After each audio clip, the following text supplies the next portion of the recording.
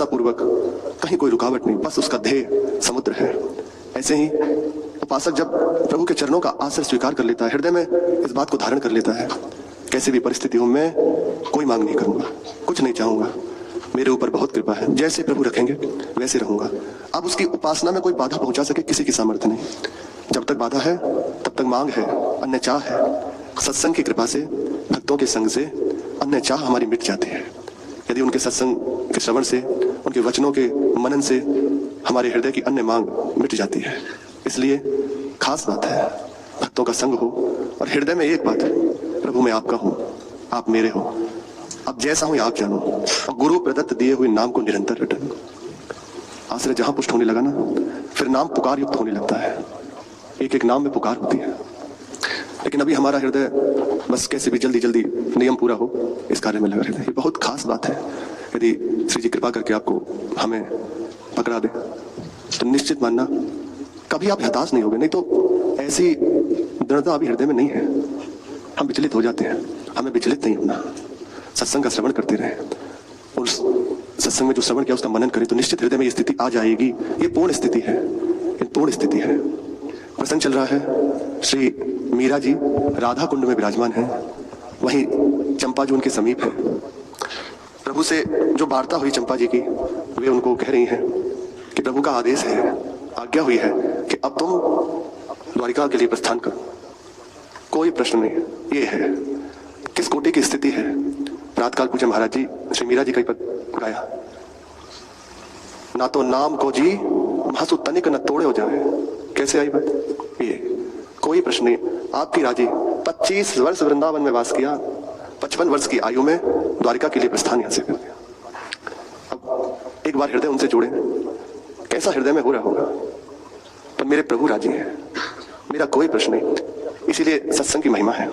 जो बात साधन से पकड़ में नहीं आती वो सत्संग की कृपा से एक क्षण में हृदय में बैठ जाती है कि देखो उनका भजन में कमी है क्या।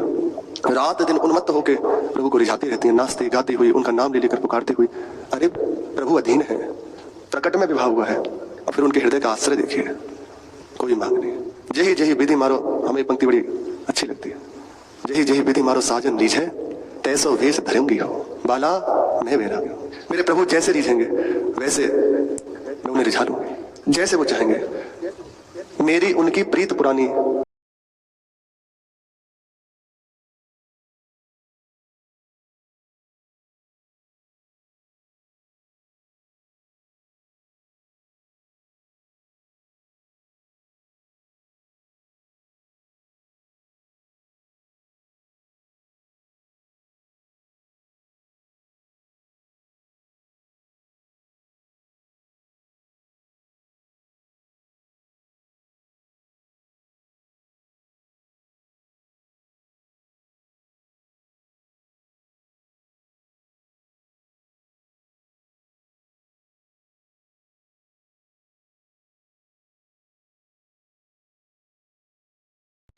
संसार करने वाला मुझे बहुत प्रिय है। मैं चाहता नहीं हूं, लेकिन विधान जो उन्हीं के द्वारा है और पूर्व का एक रचना है ना, विवाह हुआ द्वारिका जाना, इसलिए उसे दूर रखना पड़ रहा है। मीरा जी से प्रेम करने वाला, उनकी सेवा करने वाला, उनकी प्रशंसा करने वाला मुझे बहुत प्रिय है, और उसका विरोधी मेरा विरोधी है। फिर कहा मीरा, तो एकदम चौंक कर ऐसे चंपा जी की ओर देखा, तो कहा कि हाँ, कभी कभी वे इस नाम को लेकर अपने नेत्रों में अश्रु भर लेते हैं और कहते हैं कि माधवी बनकर उसने मुझे नहीं पाया, मेरे से दूर ही रही, पर मीरा बनकर उसने मुझे अपने प्रेम के अधीन कर लिया, इसलिए मुझे उसका ये नाम अत्यंत प्रिय है। मेरा हृदय अत्यंत प्रसन्न हो जाता है। और सिद्धांत भी है महापुरुषों का, लाख बार हरि हरि कहे एक बार हरिदास, अति प्रसन्न श्री लाडिले देत विपिन को बा। प्रभु के नाम को लाख बार लो, एक नाम की इतनी महिमा के एक नाम त्रैलोक ही तारे। फिर जो निरंतर नाम लेते उनकी क्या महिमा का वर्णन करें। वही प्रभु कह रहे हैं कि लाख बार हमारे नाम का स्मरण करता हूं और एक बार मेरे किसी प्रेमी का स्मरण कर दे। श्री राधा वल्लभ लाल की जय। महाप्रभु हरिवंश चंद्र